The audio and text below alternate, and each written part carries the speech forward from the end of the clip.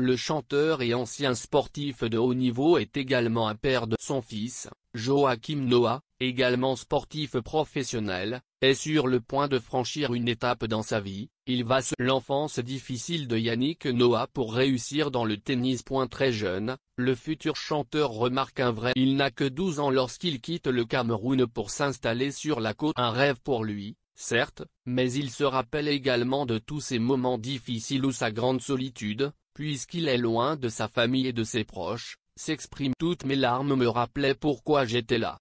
Je suis resté parce que j'avais envie de jouer, d'être un bon joueur, j'avais envie d'exister à travers ma raquette, je cherchais une reconnaissance, je me disais que si je jouais bien, j'allais être reconnu et, inconsciemment, qu'on allait, avec le temps. Je voulais être là parce que je voulais être un champion.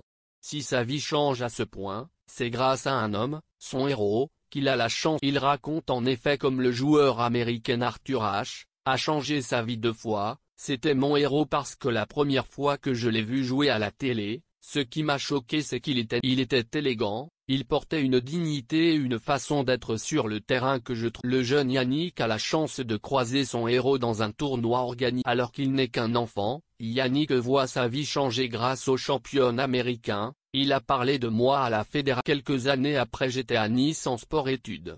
Le dernier Français à avoir remporté Roland-Garros. Cela ne vous a pas échappé, Rafael Nadal vient de remporter son 14e Roland. L'Espagnol fait preuve d'une longévité exemplaire et d'une force mentale que plusieurs joueurs français lui ont. Il faut remonter à l'année 1983 pour voir un Français remporter ce tournoi. Il s'agit évidemment de Pourquoi les Français n'y arrivent plus? Celui qui a changé de voie pour se tourner vers la chanson après sa victoire a sa petite idée, et utilise le cas symptomatique de l'équipe de football sur PS. Une aide psychologique est indispensable, selon lui. Au niveau où ils ont besoin. Ça me paraît évident, quoi.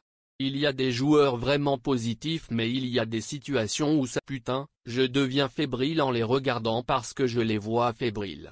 On recule, mais ça se travaille, ça. Des accidents, ça arrive. 3 fois, en revanche.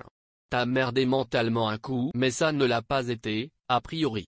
Je ne pense pas qu'il y ait des psychologues à l'intérieur alors que le sport, c'est le mental. La Ligue des Champions, ça se gagne avec 20 joueurs qui tirent dans le même sens, et l'entraîneur doit avoir carte blanche. S'il sent qu'il doit faire un remplacement, personne ne doit lui mettre la pression. Mais si, je kiffe. Mais s'il est fatigué, ce qui arrive, il sort et tu fais jouer un mec qui met des coups et puis voilà, tu gagnes. Sérieux, tu dois faire confiance à ton instinct. Sinon, je n'aurais jamais pris le compte en 19 ou aligné Gasquet-Humbert en double en 2017. On m'a pris pour un fou. Mais quoi? C'est ma responsabilité. Sinon, on fait ce que tout le monde attend et basta. Le fils de Yannick Noah. Alors qu'il est invité sur RFM, face à Bernard Montiel, Yannick Noah fait la grande révélation, Joachim va se marier. La cérémonie se tiendra au Brésil le 10 juillet prochain. L'ancien joueur de basket vit avec sa future femme, la mannequin brésilienne Lé Ribeiro, et c'est dans son pays natal qu'il souhaite. De quoi mettre en joie l'ancien tennisman qui assistera évidemment à la cérémonie. C'était